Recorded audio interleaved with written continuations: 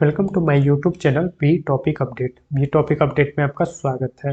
तो आइए, साइंस की जो सीरीज चल रही है इनके मैं पेपर 8 की 2 क्लास ऑलरेडी हो चुकी हैं और उनके ऑब्जेक्टिव क्लास की आज बात करें। जो सब्जेक्टिव क्लास नहीं देखे वो जाके देख लें, उससे मैं डिटेल में थोड़ी चर्चा किया हूँ।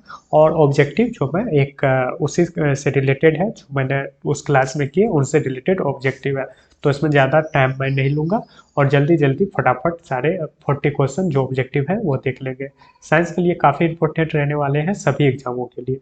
तो आइए पहला और आज का क्वेश्चन देख लेते हैं। आज का पहला क्वेश्चन है, मानव शरीर में जल की मात्रा होती है। तो हमारे बॉडी में जल की मात्रा कितनी होती है? तो 80% जल होते हैं हमारे बॉडी में। ठीक, आगे है, मनुष्य का समान तापक्रम कितना होता है? तो देखिए 98.6 फ़ारेनहाइट में होते हैं। वही 37 डिग्री सी में हो जाएंगे और केल्विन में 310 हो जाते हैं। ठीक, याद रखिएगा तीनों डाटा। आगे है, मानव शरीर में आहार भोजन मुख्यतः डैश में पचता है। तो देखिए हमारे शरीर में जो भोजन होता है मुख से पाचन मतलब स्टार्ट हो जाता है और छोटी आंत में जाके ये पाचन होता है। ठीक, आगे है, मनुष्य लोहा किससे प्राप्त करता है? तो देखिए सबसे ज्यादा लोहा किस में पाया जाता है? तो पालक में। पालक में सबसे ज्यादा क्या होता है? आयरन पाया जाता है। तो मनुष्य क्या आयरन सबसे ज्यादा पालक से प्राप्त करता है। आगे है, मानव शरीर में प्रचुर मात्रा में पाया जाने वाला तत्व है। तो हमारे बॉडी में सबसे ज्यादा तत्व कौन सा पाया जाता है? तो ऑक्सीजन। ऑक्सीजन हमारे बॉडी में सबसे ज्यादा पाए जाते हैं।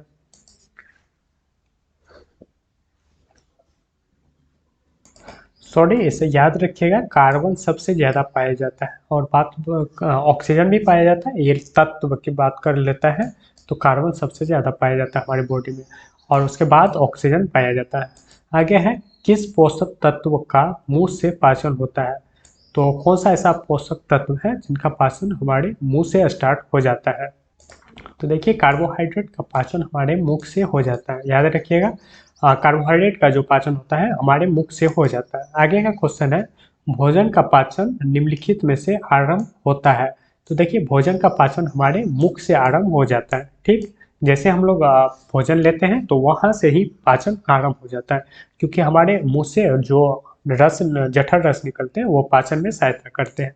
आगे है, शरीर में सबसे बड़ी हड्डी कौन सी है? तो मानव शरीर का सबसे बड़ी हड्डी कौन सा है? तो फीमर, जांग की हड्डी होती है। और ये सबसे, वही बात कर ले छोटी, तो ये कांट की हड्डी होती है, स्टेपी। मानव शरीर की सबसे बड़ा आंतरिक अंग कौन सा है? तो ये पूछ रहा है आंतरिक अंग। वही बात कर लेते त्वचा की, तो ये सबसे बड़ी होती है, लेकिन आंतरिक अंग यकृत, लिवर हो जाता है, ये अंग है। ठीक, मानव का जो अंग है यकृत है।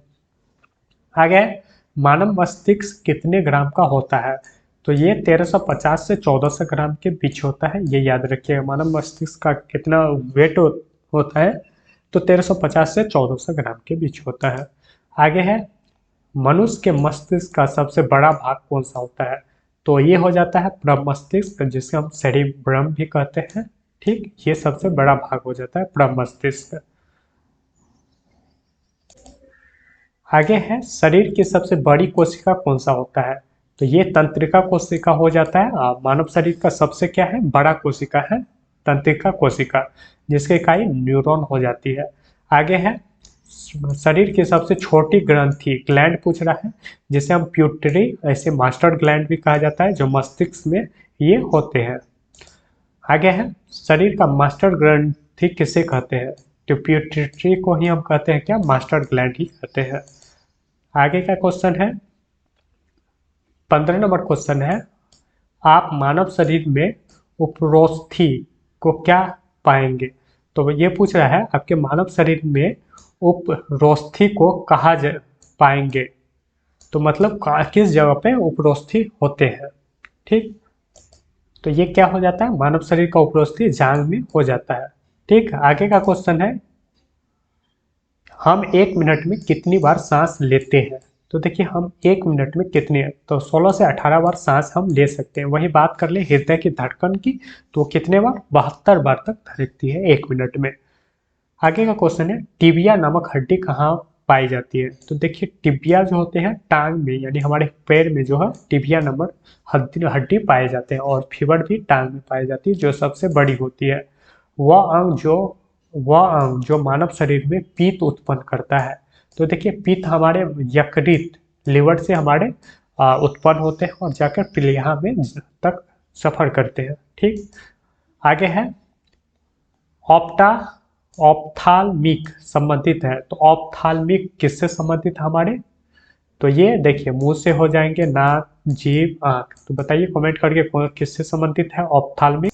तो देखिए ऑप्थाल्मिक हो जाता है आंख से, जैसे हम ऑप्टिकल बोलते हैं ना, ऑप्टिकल तो ग्लास का जो है उसी से आंख से रिलेटेड रखिएगा, आंख से हो जाता है। आगे है मानव शरीर में कौन सा पदार्थ तात्कालिक ऊर्जा का मुख्य स्रोत है? तो हमारे कार्बोहाइड्रेट, जिसका पाचन मुख से ही हो जाता है, तो ये क्या करता है, काफी अधिक ऊर्जा देता है, वो भी जल्दी में। ठीक, आगे है मानव रक्त का पीएच मान कितना है? तो देखिए मानव रक्त का पीएच मान 7.4 हो जाता है, वही मूत्र की बात करता तो 6 हो जाता है। ठीक, आगे है मनुष्य के हृदय के समान स्पंदन गति कितनी बार होता है? तो पहले ही हम चर्चा कर चुके हैं, इसमें 72 बार हो जाते हैं 1 मिनट में, ये 72 बार हमारे बॉडी धड़कन धड़कते हैं हृदय। आगे है सर्वदाता रुधिर। तो कौन सा है सर्वदाता जो सभी को दे सकते हैं? तो मैंने बोला था वो जो है सभी को दे सकते हैं, वही ए भी सभी से ले सकते हैं। ठीक, आगे है सर्वग्राही। सर्वग्राही कौन सा है? वही बोला कि यूनिवर्सल रिसेप्टर जो होता है ए बी हो जाता है, सबसे ले सकता है, ये ब्लड ग्रुप है। ठीक, आगे है एक ए बी ग्रुप वाला व्यक्ति खून दे सकता है। तो देखिए ए बी वाला किसको किसको दे सकता है? तो ए को देगा, बी को देगा, ए बी और ओ को, इन सभी को। तो देखिए ए बी जो है ना सभी को दे सकता है इन सभी में से। तो देखिए ये याद रखिएगा, ये केवल ए बी वाले को दे सकता है। जैसे ए बी ग्रुप है तो वो केवल ए बी को ही देगा, अगर ओ है तो ये और तो सभी से ले सकता है, ये भी याद रखिएगा। आगे है ओ रक्त समूह वाले आदमी का रक्त किसे दिया जा सकता है? तो ओ रक्त वाले ए वाले समूह को भी देगा, बी वाले और ए बी, यानी ये सभी को दे सकता है। ठीक, आगे का क्वेश्चन है मानव शरीर में रक्तचाप नियंत्रण होता है। तो मानव बॉडी का जो होता है रक्तचाप किसके द्वारा नियंत्रण होता है? तो कौन से ग्लैंड है जो रक्त दाब को नियंत्रित करता है? तो एड्रिनल, थायराइड, थाइमस या कॉपर लुटियस। तो इसका ऑप्शन 27 का हो जाएगा। तो ये हो जाते हैं एड्रिनल। एड्रिनल ग्लैंड क्या करता है रक्तचाप को नियंत्रित करता है। आगे का क्वेश्चन देखते हैं। आगे 28 को नंबर क्वेश्चन है, तो इंसुलिन की कमी से के कारण होने वाला रोग। तो इंसुलिन की कमी से कौन सा रोग होता है? तो डायबिटीज हो जाता है, जो अग्नाशय से ये इंसुलिन निकलती है, इनकी कमी से कौन सा हो जाएगा? डायबिटीज रोग हो जाएगा। आगे है मानव शरीर में क्रोमोसोम गुणसूत्र की संख्या होती है। तो देखिए ये कभी 23 जोड़े में रहेंगे, अगर जोड़े में पूछे वैसे 46, 23 जोड़े या 46 वो होते हैं हमारे बॉडी में गुणसूत्र। आगे है मानव मूत्र का पीएच मान। तो अभी हम इसे चर्चा किए थे, मानव मूत्र का 6, इसका कितना हो जाता है? तो मानव मूत्र का पीएच मान 6 हो जाता है। आगे है मानव शरीर की सबसे छोटी हड्डी। तो मानव शरीर की सबसे छोटी हड्डी कौन? स्टेपिस, जो कान की होती है, काफी बार ये पूछा गया। और फीमर जांघ की सबसे बड़ी हड्डी होती है, ये भी याद रखिएगा। आगे है मानव शरीर का समान तापक्रम। तो ये 37 डिग्री सी होगा, या 98.6 डिग्री फ़ारेनहाइट यहाँ रहता, या 310 केल्विन, 310 केल्विन में होगा। तो ये तीनों ऑप्शन आप याद रखिएगा। आगे है इंसुलिन स्रावित होता है। तो इंसुलिन कहाँ से होता है? हमारे ये अग्नाशय पैंक्रियास से, याद रखिए लैंगरहैंस के दूपिका और बीटा कोशिका से ये स्रावित होती है, काफी बार ये पूछा गया है। आगे है लाल रक्त कण। लाल रक्त कण का निर्माण कहाँ होता है? तो लाल रक्त कण का निर्माण अस्थिमज्जा से होता है। ठीक, और ये प्लीहा ब्लड बैंक में जाके स्टोर हो जाते हैं। तो लाल रक्त का निर्माण कहाँ होता है? तो अस्थिमज्जा में होता है। आगे क्वेश्चन है एक वयस्क मनुष्य के शरीर में औसत मात्रा होती है। तो एक वयस्क मनुष्य में रक्त की औसत मात्रा कितना होती है? तो 5 से 6 लीटर होता है। औसतन कितने? तो 5 से 6 लीटर एक मनुष्य में ब्लड हो सकते हैं। ठीक, आगे है लाल रक्त का आकार कैसा होता है? तो देखिए एक मनुष्य का जो लाल रक्त का होता है उसका आकार गोलाकार होता है, ठीक। लाल रक्त का आकार कैसा होता है, एक गोलाकार होता है। मनुष्य का समान रक्तचाप कितना होता है, काफी बार ये भी पूछा गया है, तो याद रखिएगा 120/80 हो जाता है। एक समान मनुष्य का जो रक्तचाप होता है 120/80 हो जाता है।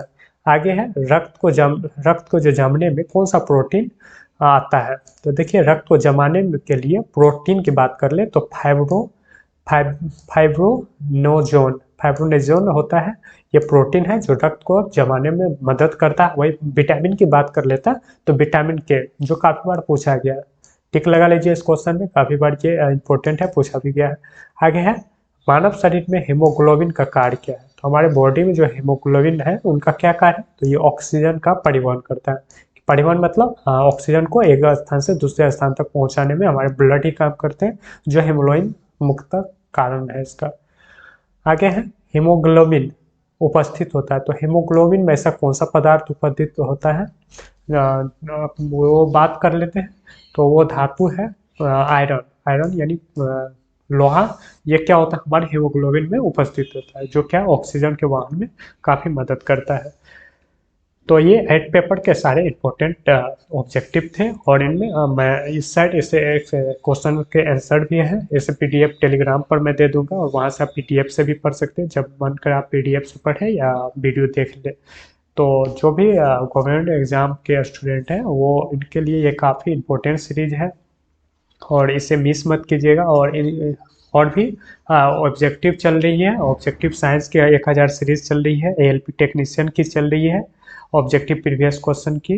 तो रेलवे स्टूडेंट को लिए काफ़ी अच्छा मौका है, यहाँ से जुड़े, और जब तक एग्ज़ाम ना हो वो सारे टॉपिक यहाँ से कंप्लीट कर ले। और सभी एग्ज़ाम में साइंस जो भी पूछे जाते हैं तो यही टॉपिक से आते हैं वहाँ भी। तो चलिए, क्लास कैसा लगा कमेंट करके ज़रूर बताइएगा, और मिलते हैं। थैंक यू नेक्स्ट वीडियो में। अच्छा लगे तो लाइक और सब्सक्राइब जरूर कर ले, दोस्तों के साथ भी जरूर शेयर करें। थैंक यू, मिलते हैं नेक्स्ट वीडियो में।